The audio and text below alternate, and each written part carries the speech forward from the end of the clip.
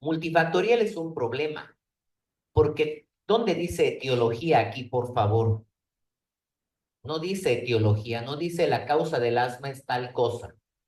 Lo que te está hablando es, oye, tenemos un problema multifactorial, o sea, la asociación de genotipos más entorno, vale decir fenotipos, y ahora también nos hablan de endotipos. Pero, No va adelante. ya. Dificultades en la definición. Por lo tanto, tenemos una enfermedad heterogénea. Se hablan de subtipos de asma, con variabilidad en la presentación. Falta de una etiología concreta. Nosotros tenemos desencadenantes, que el ejercicio la ha desencadenado, que la infección respiratoria le ha desencadenado, que el estrés le ha desencadenado, e interacción de múltiples factores que parecen coexistir, ¿no? Genético, ambiental, inmunológico.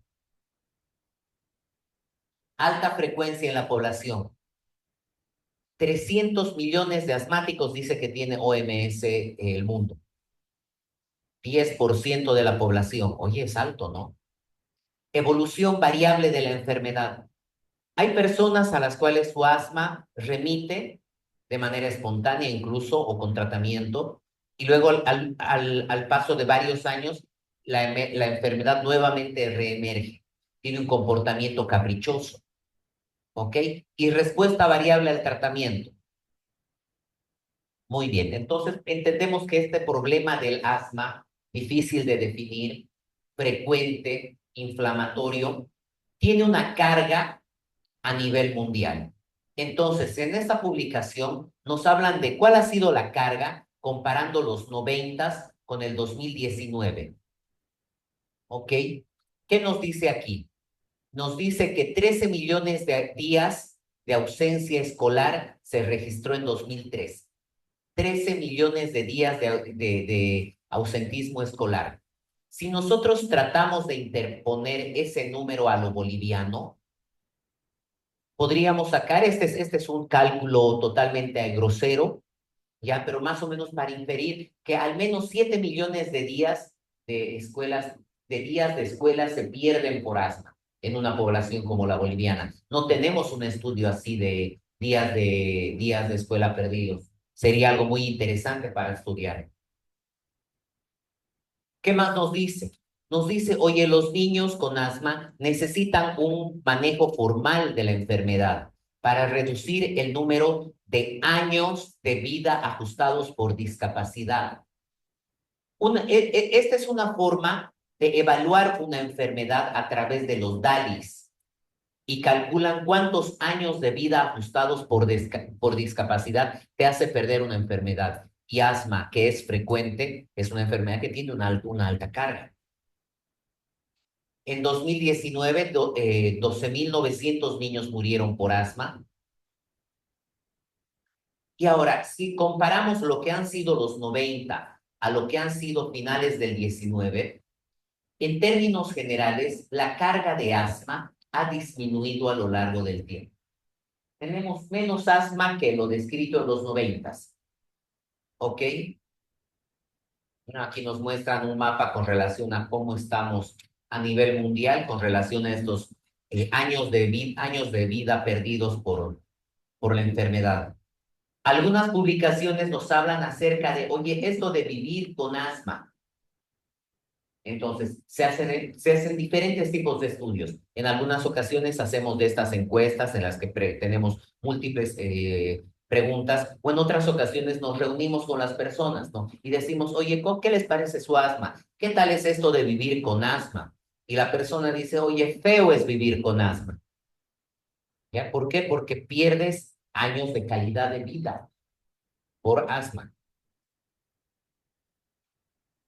En esta publicación del New England Journal, nos hablan acerca de que al menos, miren, esto es interesante esto para los pediatras, 50% de los niños experimentan al menos un episodio de sibilancias a los 6 años.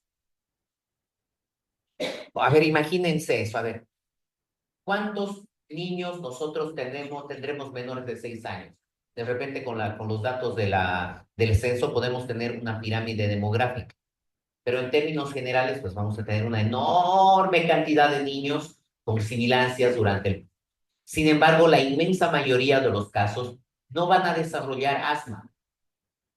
Una manera en la que yo explico esto del asma es que si sigue silbando hasta adulto, es asma. Sin embargo, muchos de ellos van a curar. Entonces, en esta publicación nos hablan acerca del ciclo de vida de los niños con asma. Hoy un estudio desde el prenatal hasta la adolescencia. Y te dicen, un tercio de niños menores de 6 años han tenido al menos un evento, la mitad un episodio, esto ya lo dijimos. 30% de preescolares desarrollarán asma hasta la edad escolar. Si se fijan acá en la tabla 1, tenemos diferentes cohortes que se han estudiado de seguimiento para tratar de entender estos niños que curan de asma. Oye, ¿el asma cura o no cura? ¿Cura o no cura el asma? No, hemos visto en la definición que es una enfermedad crónica. Por lo tanto, si es una enfermedad crónica, no es una enfermedad que vayamos a curar. ¿Serán asmas los niños que silbaron, que tuvieron este episodio? La mayoría no es asma. La mayoría van a ser sibilancias transitorias precoces o sibilancias persistentes, no atópicas, que finalmente al terminar la edad escolar va a resolver espontáneamente. Entonces, a ver, revisemos un poco cada uno de esos estudios. En la cohorte de Tucson, que ha empezado en los años 80, esta cohorte sigue por si acaso, ¿no? Actualmente están estudiando incluso la genética del asma, en los cuales agarran y nos, nos proponen el índice predictivo, porque tenemos el problema de predecir cuál niño va a ser asma y cuál no va a ser asma, ¿no? Otros estudios que han hecho que han tenido un comportamiento similar, ¿no? Para determinar niños y seguimiento. Hablemos un poco de las exposiciones prenatales que están asociadas a asma. Entonces, de estos estudios que les estoy presentando, nos expresan factores de riesgo para presentar enfermedad. Entonces, por ejemplo, por ejemplo, ¿ustedes sabían que el ser fumador activo durante el embarazo es factor de riesgo para asma? Oiga, pero doctor, las mujeres no fuman durante el embarazo. No, algunas sí fuman. Y van a ver ustedes que sus niños van a tener una función pulmonar alterada o se ha hecho estudios de seguimiento en niños que solo fumaron, las madres solo fumaron durante el embarazo. Después no volvieron a fumar. Y los niños de esas madres fumadoras tuvieron una función pulmonar disminuida comparado con población general. Muy bien. Oye, la polución del aire, el estar expuesto al particulado también parece ser un factor asociado a asma. Estamos hablando de factores, ¿no? No, ninguno de estos dice etiología. El estrés materno incrementa 50% sibilancias y asma. Déficit de vitamina D, la obesidad materna. Es bastante interesante que la suplementación de alimentos, vitamina D,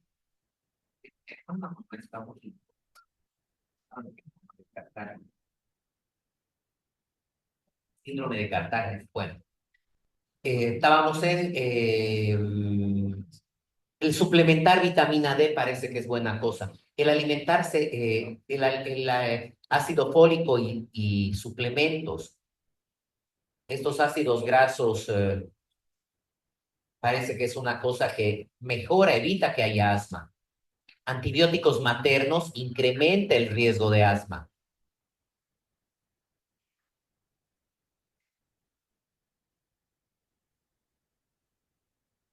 A partir de esto, tenemos modelos predictivos.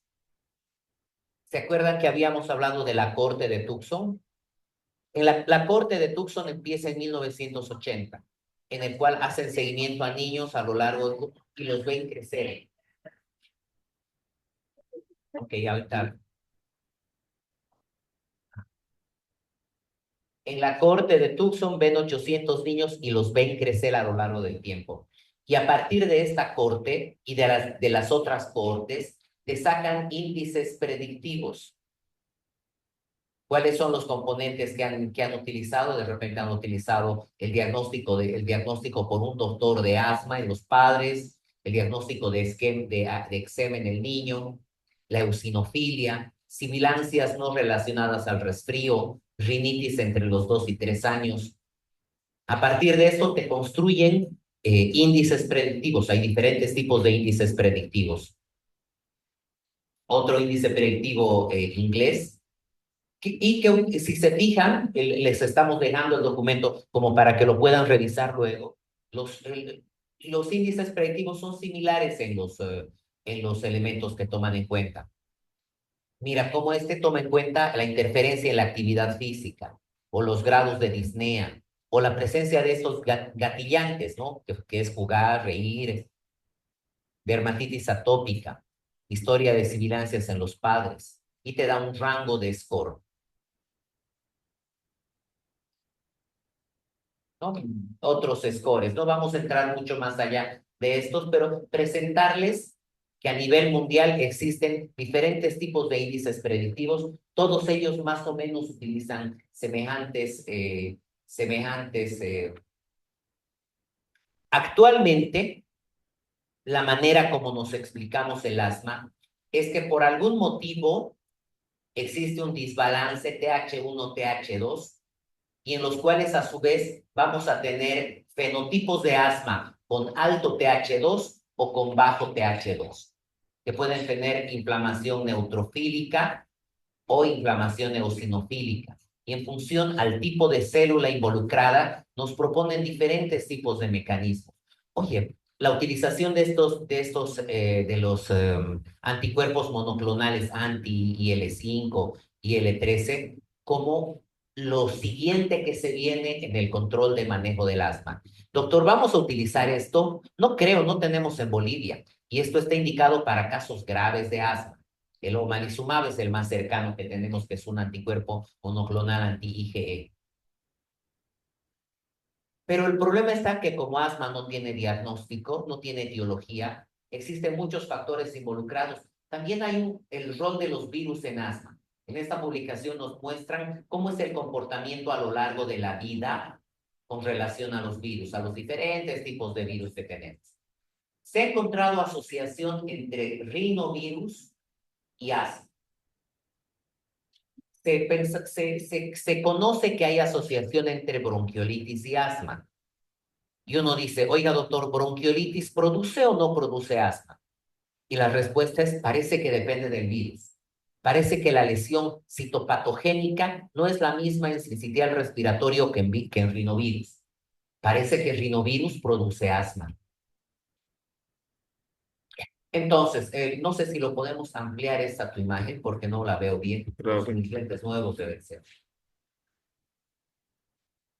¿Ya? Pero de repente entonces nos proponen que diferentes tipos de agentes inflamatorios como la polución ambiental, el particulado o alérgenos o pelo de animal o mohos o virus finalmente van a llevar esta desregulación que ocurre a nivel de los diferentes mediadores inflamatorios. Y finalmente todos ellos van a llevar a ese estado inflamatorio persistente. Entonces, la patogenia general del origen del asma, la susceptibilidad del asma está determinada por una familia de genes. Al último estudio que he encontrado, 23 genes son candidatos para ser factores de riesgo de asma. Entonces todavía no tenemos etiología, no podemos hablar, no le entendemos al asma. Esa enfermedad que es tan frecuente en el ser humano, no sabemos qué es. Probablemente el asma esté establecido en los primeros 3 años de vida, con una susceptibilidad genética en una fase crítica, y factores prenatales, función placentaria, exposición prenatal a virus y alérgenos, e interacción de genes y ambientes, vayan finalmente a ser parte de la patogenia y origen de la enfermedad. El paradigma de la patobiología del asma se basa en el concepto de que los niños nacen con una matriz genética susceptible y la respuesta innata a infecciones respiratorias promueve cambios epigenéticos que posteriormente modifican la función del organismo en desarrollo. Miren, este estudio tempranamente lo asocian al rinovirus y asma. Rinovirus es factor. Oye, pero el problema está en que el rinovirus es demasiado frecuente hacedor de resfríos. Qué difícil poder decir, sí, el rinovirus siempre produce asma, porque luego vas a ver que en este último brote, la mitad de tus niños han dado rinovirus positivo. Vamos a necesitar hacerles seguimiento de toda la vida para ver si hicieron o no hicieron asma. Pero parece que el rinovirus sí está asociado con mayor fuerza que otros virus. Entonces, ¿qué hacemos? Tenemos como reto una definición poco clara de asma. Y les voy a contar una verdad. Les voy a decir una verdad. Les voy a regalar una verdad en este momento. Lo único a lo que he venido hoy a esta clase. He venido a esta clase a decir que la piedra angular del tratamiento del asma son los corticoides inhalados. Me retiro. Entonces, hoy hablemos de corticoides inhalados. ¿Por qué? Porque tú vas a fijarte que en todas las guías de práctica clínica son los corticoides inhalados, de alguna u otra manera, el único tratamiento que vamos a terminar dando a los pacientes. Entonces, tú vas a ver que durante la infancia algunos niños van a presentar sibilancias transitorias que desaparecen allá por los 3 años. Oye, y son bien frecuentes, mira, 40% de casos de los niños que presentaron sibilancias en la corte de Tucson no tienen alergia y su función pulmonar suele ser disminuida. Entonces, ¿qué significa esto? Que los bronquios son tan chiquititos que es por eso que se obstruyen estos pacientes. Tienen bronquios un poquito más estrechos que los bronquios de los niños de su misma edad. Hay otro grupo de sibilancias persistentes no atópicas que comienzan mucho más allá. Toda la infancia representan un 20% de casos, pero van a ir a desaparecer al finalizar la adolescencia. Y finalmente, sibilancias atópicas persistentes. Estos son los verdaderos asmáticos. En otras palabras, el niño que siguió con sibilancias más allá de los 13 años y de repente ya se volvió adulto, y doctores, que es asmático. Entonces, acá tenemos el dibujo de los 3 fenotipos. Un grupo que empieza a silbar temprano, pero que sana de por sí, uno transitorio no atópico. A estos los llaman los sibilantes felices. Son felices, pues, porque llegan los 3 años, 5 años y se curan. Hay otro grupo que empieza a silbar más tarde, atópico, no alérgico, tardío. Y hay un tercer fenotipo que todo el tiempo silba, silba, silba, silba, y estos son los asmáticos. El diagnóstico de asma nos lleva al problema de la incertidumbre del diagnóstico diferencial. Lo más frecuente es asma. Pero ¿y qué pasa cuando no es asma? Lo podemos ampliar tal vez un poquito tu imagen aquí. Bueno, en algunas ocasiones va a ser bronquiolitis, doctor. Pero oiga, doctor, bronquiolitis es el primer evento de obstrucción bronquial. No ese niño que cada vez que cambia el clima se tranca del pecho. Ah, oye, pero hay muchos niños que presentan sibilancias inducidas por inducidas por virus. Algunos niños van a ser broncodisplásicos, los que sobrevivieron a la prematuridad extrema. Pero fíjate acá más abajo, el reflujo gastroesofágico es una causa frecuente de tos crónica. Entonces siempre piensa en reflujo. Pero además de pensar en reflujo, pensemos en las malasias. Muchos niños presentan este componente malásico en la vía aérea, pero oye, ellos no presentan sibilancias, doctor. Ellos presentan estridor. Algunos pacientes presentan bronquiectasias. La bronquiectasia es una lesión secuelar del pulmón. ¿Qué quiere decir esto?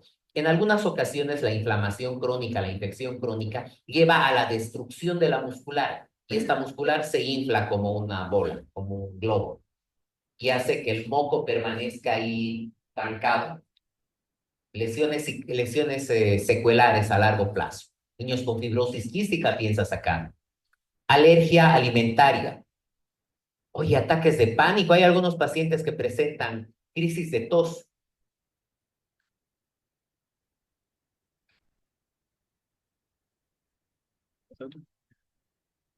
Ahora, el problema es que, así como para los pediatras todo es neumonía, para los pediatras todo es asma.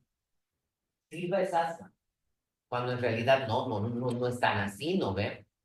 Porque si no, si tú has rotado neumología, vas a creer que todo es corticoide inhalado y vas a terminar exponiendo innecesariamente efectos adversos a tus pacientes. Corres el riesgo de trivializarlo al asma, cuando al asma lo tenemos que entender como lo que es, ¿no? Pero sigamos en el diagnóstico diferencial. Oye, falla cardíaca, cuerpo extraño. Hemos tenido no hace mucho, estamos aquí los residentes, ¿no ve?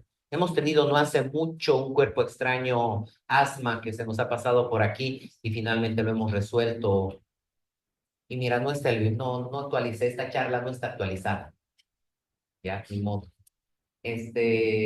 Tumores, efectos de masa, anillos vasculares, se pueden dar sibilancias. Inmunodeficiencias, aspergilosis broncopulmonar alérgica, fibrosis quística. Entonces, hay un fenómeno que ocurre en la vía aérea cuando está permanentemente inflamada, y es esta palabra que se llama remodelación de la vía aérea.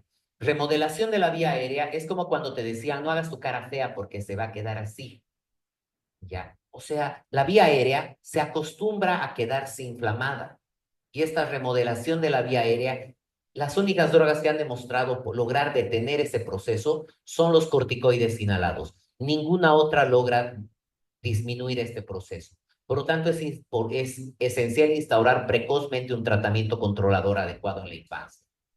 Se encuentran disponibles desde hace mucho tiempo, son los más estudiados, más evaluados, recomendados como primera línea de tratamiento del asma en todas las edades. Sin embargo, los médicos y los familiares siguen teniéndoles miedo a los corticoides inhalados. ¿Por qué? Porque le temen a los efectos adversos. Oye, ¿son seguros a largo plazo? ¿Qué es largo plazo? ¿Cuántos años le puedo dar corticoide inhalado a mi paciente? ¿Cuánto tiempo podemos administrarlos? ¿A qué dosis debo administrarlos? ¿Cómo evitamos los efectos adversos? Esta es una publicación que está fresquita, fresquita, fresquita, fresquita. 27 de noviembre de 2024. Han actualizado sus guías de asma los británicos.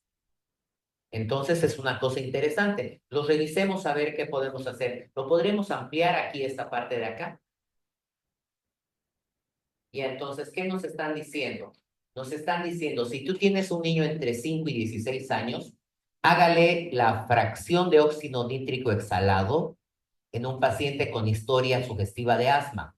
Si su feno es más de 35, es asma.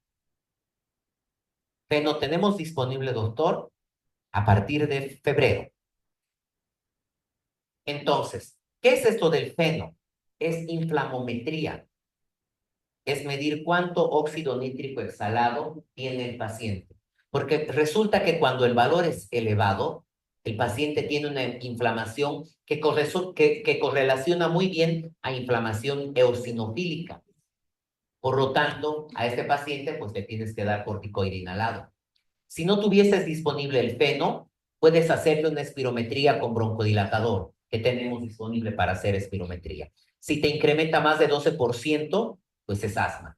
Si no tuvieses espirometría, deberías hacerle picoflujo al paciente. Ese es como una corneta y el paciente va soplando. Y el paciente es su propio control de sí mismo. Y si el paciente presenta una variabilidad mayor al 20%, ¿por qué tiene tanta variabilidad, doctor? Porque su asma está descontrolado. Y en el niño menor de 5 años, esto me lo amplías, por favor. Oye, es duro el problema de los niños menores de 5 años. ¿Por qué? Porque no está disponible no tenemos pruebas mensurables disponibles. Sin embargo, ya se está haciendo en Bolivia oscilometría de impulso. La oscilometría de impulso es una prueba muy simpática porque solamente tiene que ponerse la bobina en la boca del niño y apretarse los cachetes y esperar a que ocurra la vibración, la oscilación, y luego eso es todo el procedimiento. Es mucho más sencillo que la espirometría, no tiene que hacer esfuerzo. No lo tenemos disponible, sin embargo, confiemos que al próximo año ya podamos hacer oscilometría de impulso. Pero sin embargo, pues es un problema los niños menores de 5 años porque no podemos tener pruebas estandarizadas. Entonces, ¿qué hacemos en ellos? Pues en ellos vamos a iniciar corticoide inhalado. Mira, tratamiento en el menor de 5 años. ¿Qué te dice? Si tú tienes un menor de 5 años en quien sospechas asma, vamos a necesitar tratamiento preventivo. Vamos a darle de 8 a 12 semanas de un ensayo 2 veces por día, corticoide inhalado a dosis baja. Y pueden los síntomas no resolverse, en cuyo caso pues vamos a tener lo que referir al paciente, o pueden los síntomas haberse resuelto. Si vamos aquí en la parte donde los síntomas se han resuelto, siempre utilizando un salbutamol, un beta-2 de acción corta de acompañamiento. Manejo del asma en niños de 5 a 10 años. ¿Qué nos dicen estos británicos? Nos dicen, ofrezca 2 veces al día un corticoide inhalado a dosis baja, con un beta-2 de acción, corta, si es necesario, como tratamiento inicial. Entonces, niño que ves que parece asma, le caes con corticoide inhalado y luego lo derivas al neumólogo. ¿Ya? Pero también podrías hacer esto que se ha puesto de moda. Les cuento el paradigma antes de esto que se ha puesto de moda. El paradigma anterior que teníamos era, mantenga a su paciente controlado con corticoide inhalado cada 12 horas para siempre. Paulatinamente le vas disminuyendo, pasan los meses, ya han pasado 3 meses, le vas disminuyendo la concentración de corticoide, pasan 6 meses, le vas disminuyendo más la concentración de corticoide hasta que se lo retiras y lo dejas solo con salbutamol. Esa era la manera escalonada que habíamos aprendido. Sin embargo, agarran y te dicen, oye, ¿qué tal si le das corticoide inhalado a dosis baja más un beta-2 de acción prolongada, concretamente budesonida, formoterol, PRN? ¿Cuál es el chiste? Antes, nosotros tenemos que usar 2 inhaladores, el corticoide inhalado y por otra parte su salbutamol. Ahora te dice, con tu budesonida, formoterol, el mismo inhalador puedes utilizar como preventivo y como en caso de crisis. ¿Y cuál es el resultado? Ya está muy fuertemente la tendencia de manejar así, porque les ha ido mejor a los pacientes expuestos a dosis más bajas de corticoide y con un control similar a los que utilizaron. Muy bien. De la manera convencional, como antes manejábamos asma, podemos utilizar al montelukast, estos antagonistas de los receptores de leucotrienos. Sin embargo, mira lo que te dice aquí. Oye, cuidado, advierte eventos neuropsiquiátricos del montelukast. Está asociado a ideación suicida. Muy bien. En todos los niños de 5 a 11 años, te refiere a un especialista si el paciente no se ha controlado o si necesita incremento de dosis. Este documento está disponible, es gratuito, pueden descargarlo, pero te dice más o menos lo mismo. ¿Cuál es esta? Manejo farmacológico del niño menor de 5 años. Hemos dicho de 8 a 12 semanas vas a iniciar corticoide a dosis baja 2 veces por día. En el menor de 5 años, este protocolo MART, MART es para el mayor de 5 años. No utilizas formoterol en menores de 5 años. ¿Ya? Muy bien. ¿Dónde estábamos? Estábamos acá. Oye, a veces los síntomas no se resuelven. Si no se resuelven los síntomas, tú tienes que hablar acerca de la técnica de adherencia. Oye, ¿le da? No, doctor. En una semana, ¿cuántas noches le da? Porque le estás dando 2 veces al día el inhalador. Pero si te has olvidado anoche y te has acordado hoy día, ya no le puedes dar la dosis de anoche, ¿no? ¿Cuántas noches te he olvidado? Oye, utiliza adecuadamente la técnica inhalatoria. ¿Le has enseñado a utilizar el espaciador? ¿Te lava la boca y los dientes después del medicamento? Oye, chequea cómo está su casa. Oye, que dejen de fumar, ¿no? Luego resulta es que fuman, doctor. Oye, es que tienen moho en la pared, mira, es un negro que tienen aquí, mira ese negro, qué coqueto, ¿ya?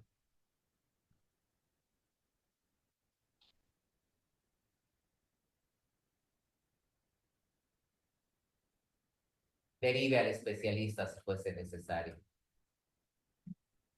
Esto ya lo hemos dicho, creo.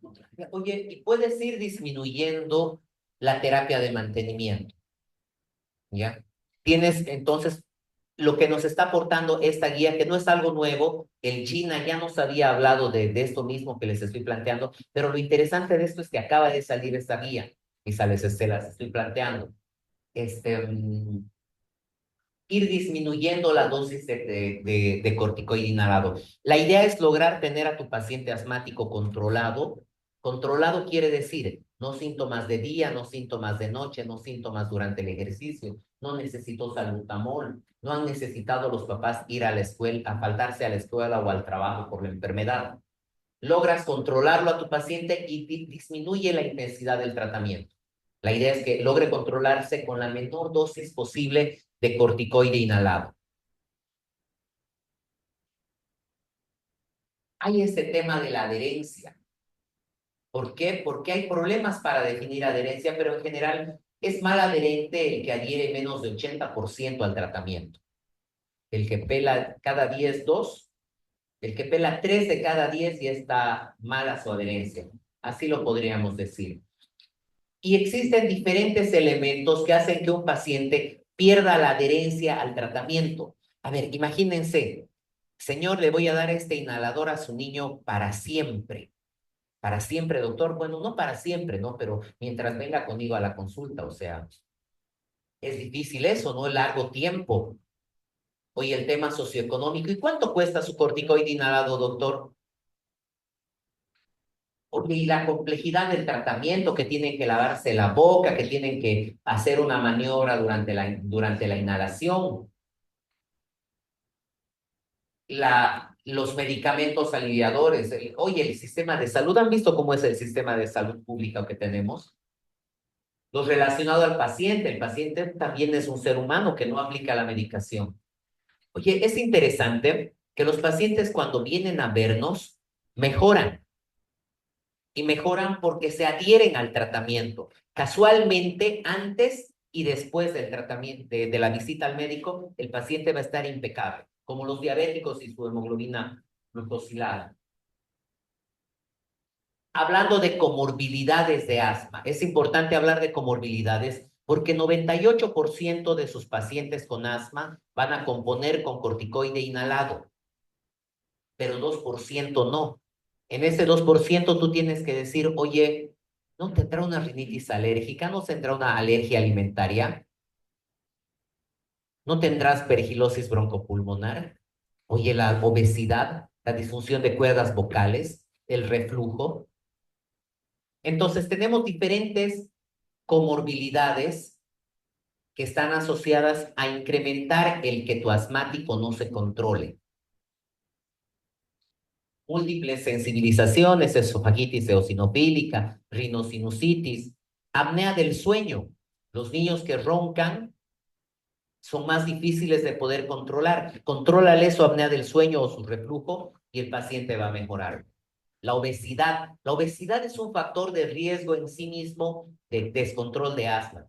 Actualmente se está hablando de un término que se llama dissanapsis. ¿Han escuchado el término dissanapsis? En facilito quiere decir que los bronquios son muy chiquititos y el parénquima pulmonar es muy grande, produciendo esta desrelación entre parénquima y tubos. Los pacientes con los niños muy grandes tienden a obstruirse. Finalmente, la vía aérea va a terminar de crecer al finalizar la adolescencia y las sibilancias van a perder. Microbioma del aparato respiratorio. La interacción está bastante bien documentado que el nacer por cesárea es factor de riesgo para asma. Así que me imagino que a toda mujer que conozcan van a recomendar que nazca por parto su niño como corresponde, ¿no? Porque si lo ampliamos un poquito más, podemos ver en verde la flora normal y en rojo la flora que podemos decir no normal. Si bien nos coloniza, si lo bajas un poquito más, si bien nos coloniza, su presencia está asociada a asma. ¿Qué deberíamos hacer? Tratar de simplificar. Mira de linda esta diapositiva porque no ha sido mal editada. Hay que simplificarla esta diapositiva. Reducir la frecuencia de dosis. De repente, si tú le das 3 veces al día y luego le ofreces un tratamiento de una vez al día, ¿a cuál va a ser más adherente? Al de una vez, ¿no? Oiga, doctor, ¿tiene corticoide de una vez al día? Hay el Montelukast inhalado. Aquí no, pero hay. Ya, que es fantástico porque con una sola administración de corticoide al día lo mantienes desinflamado todo el día. Oye, el uso de medicamentos combinados comparados con los simples. Los medicamentos combinados, ya sean corticoides inhalados más beta 2 de acción prolongada. Oye, o de repente los Montelukast que vienen con, oye, facilitan una sola píldora, es más fácil que tragarse dos. Y el uso de formulaciones de liberación sostenida. Una pregunta que siempre les hacemos a los residentes es, ¿por qué un beta 2 de acción prolongada es de acción prolongada y por qué un beta 2 de acción corta es de acción corta? ¿Qué lo hace prolongado y qué lo hace corto? Y la respuesta es, el beta 2 de acción corta es hidrofílico. Rápidamente va y busca el lugar donde tiene que hacer su función. En tanto que el beta 2 de acción prolongada es lipofílico, va y se une a la membrana celular y luego con el paso de todo el día va liberándose la molécula y ejerciendo su efecto. Parece que es buena cosa, hay algún estudio que habla acerca de recordatorios electrónicos. De repente vamos a entrar en el mundo de mandar WhatsApp a nuestros pacientes preguntándoles cada 12 horas si han usado sus inhaladores, ¿no? O algún tipo de recordatorio similar, ¿no? Una alarma o algo así. La intervención de los profesionales. Finalmente, los profesionales somos clave en la educación, comunicación y evaluación de los pacientes. ¿Por qué? Porque tenemos finalmente que hacer que esa mamá quiera usar su inhalador. Ahora, también podrían ustedes seguir recetando lo que siempre recetan para el asma. ¿Qué recetan? No sé, jarabes para el asma. ¿Qué más dan para el asma? Salbutamol en jarabes, salbutamol en pastillas. ¿Qué más usan? Sigan haciéndolo y vamos a tener más pacientes nosotros. Pero lo que debería hacer es que a partir de ahora empecemos a utilizar corticoides inhalados en todo paciente que se hospitaliza. Que de aquí se vaya el paciente hospitalizado con asma a su casa con corticoide inhalado hasta que venga a buscarnos por la consulta. Ya luego nosotros nos hacemos bolas de si fue asma, si curó en el camino o si no fue asma. Oye, vienen y nos hablan de esta palabra que es remisión de asma. Y es una palabra interesante porque nos involucran con la idea de remisión es lo mismo que curación. No, pero remisión completa puede parecerse mucho a curación, porque es un paciente que está libre de síntomas, que no necesita su medicación preventiva, que en un asma control test está en 25, está súper feliz ese paciente. Entonces, la remisión es posible como parte de la historia natural del asma. Y el problema es que nos hablan de una prevalencia de remisión entre el 2 y el 50%. ¿Se imaginan qué número tan absurdo? O sea, entre nadie y la mitad de los casos remiten. Ya, factores asociados a la remisión parecen ser esos casos leves, esos casos que mejoran a menor edad, que son de inicio temprano, que duraron poco, que fueron en general casos leves. Oye, el abandono del hábito tabáquico o no haber fumado nunca. Entonces, si lo ampliamos un poquito, a ver, aquí no, como definición de remisión de asma, te dicen un paciente que está súper bien controlado, sin signos y síntomas de asma, en más de 12 meses. Y además nos hablan de diferentes tipos de remisión, ¿no? Remisión clínica, remisión completa. Y nos hablan de los medicamentos que inducen remisión, básicamente los biológicos. Oye, nos hablan de los macrólidos como inductores de remisión, pero realmente el uso de acitromicina a largo plazo para asma, para el asma de muy difícil control, en el que tú piensas, oye, le voy a dar prednisona o acitromicina para desinflamarlo. Le hace menos daño la acitromicina, ¿no? Pero estos biológicos que están hablando como del omalizumab o demás biológicos, ¿no? Y aquí tenemos las diferentes definiciones, ¿no? Definición clínica, libre de exacerbaciones, optimización de la función pulmonar y remisión completa de ese paciente que está totalmente bien, incluyendo en términos de función pulmonar, en términos laboratoriales. Diferentes estudios que han estudiado la remisión nos dan diferentes definiciones. En este estudio, que siguió a 205 participantes, definieron remisión como no síntomas en 12 meses. Estos otros dijeron no síntomas en 12 meses, más un feno menor a 50 en adultos. ¿Se acuerdan que en niños dijimos un feno menor a 35? En adultos es un feno menor a 50. Ok, más estudios acerca de remisión. Finalmente, los objetivos del tratamiento del asma a largo plazo son lograr que tu paciente tenga síntomas mínimos o ausentes, libre de exacerbaciones o crisis, no visita urgencias o consulta médica, que no tenga limitación al ejercicio. Oye, ¿el asmático puede hacer ejercicio? Puede y debe. El asmático que no hace ejercicio quiere decir que lo estás controlando mal. Oiga, doctor, pero cuando corre se obstruye. Hay algunos deportes que hacen que el bronquítico se obstruya menos. Por ejemplo, la natación. ¿Por qué la natación? Porque en la natación tienes que estar con la boca cerrada. Al estar con la boca cerrada no se enfría la vía aérea. Una vía aérea cuando se enfría se le obstruye y tiende al broncoespasmo. Función pulmonar normal o cercana a lo normal. Oiga, vamos a empezar a pedir pruebas de función pulmonar a nuestros asmáticos. Y la prueba de función pulmonar debe pedirse pues en cada momento, porque es la única manera en la que vas a poder evaluar de manera objetiva el grado de obstrucción que puede tener tu paciente o en sí mismo el diagnóstico. Y no efectos adversos al tratamiento. Cuando indiques corticoide inhalado, dile que se lave la boca, dile que se limpie el rostro. Algún paciente presenta gastritis porque termina tragando el corticoide inhalado que se aplica. Muy bien, y creo que eso más o menos es lo que había preparado. No sé si tenemos algo para platicar con relación a una aproximación a asma. ¿Alguna pregunta para el doctor? ¿Hay preguntas?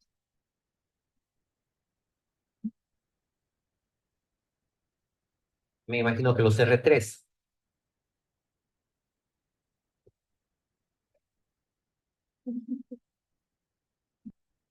Doctor, una consulta. Mande. No comentarios, sino el tema del uso del Montelukast en pediatría. Ok, entonces, se han ganado el Nobel de Medicina los que han descubierto esta cascada de la inflamación, ¿no ve? Los leucotrienos, tromboxanos y demás. Además de ganar el Nobel, han ganado varias patentes y se han hecho riquísimos, ¿ya? ¿Con cuál invención? Con una tableta que te pueda controlar el asma. Ese era lo mágico de los años 2000, que con una tabletita, con un Montelukast, podrías controlar tu asma. Se han hecho estudios de vida real y Montelukast no es mejor que corticoide inhalado. Montelukast, que no es malo, realmente al alérgico le alivia sus alergias, pero no es capaz de controlar al asmático así como lo hace tu corticoide inhalado. Y ahora, no hace mucho, FDA lanza una advertencia que han identificado incremento de casos de ideación suicida y eventos neuropsiquiátricos asociados al uso de Montelukast. Por lo tanto, debemos de informar al familiar de que existe riesgo de ideación suicida en los pacientes que tomen esto, ¿ya? Y bueno, si quiere tomarlo, nadie se moja, ¿no ve? Ahora, pero imagínate, hay niños que son tan alérgicos que la mamá dice, no importa, dele, porque no ha visto cómo se rasca este niño. Ok, ¿qué más?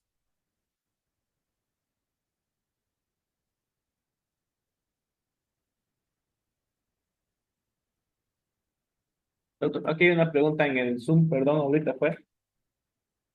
Doctor, ¿se puede utilizar tratamiento con ketotifeno en menores de 5 años? Ketotifeno. El ketotifeno es un medicamento antiguo, ¿ya? No va a lograr controlarlo al asmático, pero de repente muchos síntomas alérgicos va a poderlos contener. Le va a brindar un alivio al limitar los síntomas de la alergia. Sin embargo, no vas a, sin embargo, no vas a reemplazarlo a tu corticoide inhalado.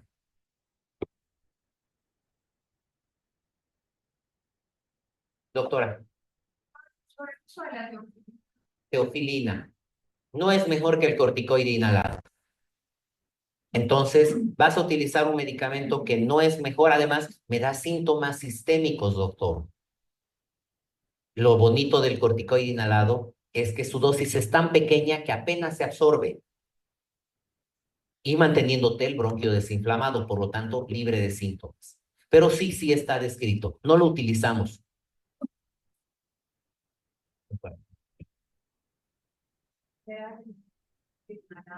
Entonces, el novel diabético tiene que utilizar su insulina para siempre, el hipertenso su enalapril para siempre, el asmático va a utilizar su corticoide inhalado durante periodos muy largos de tiempo, ¿ya? Finalmente, la idea es tratar de bajar la dosis o incluso retirarlo. Oye, con ese protocolo SMART, inteligente, vas a poderle dar el tratamiento cuando lo necesites solamente.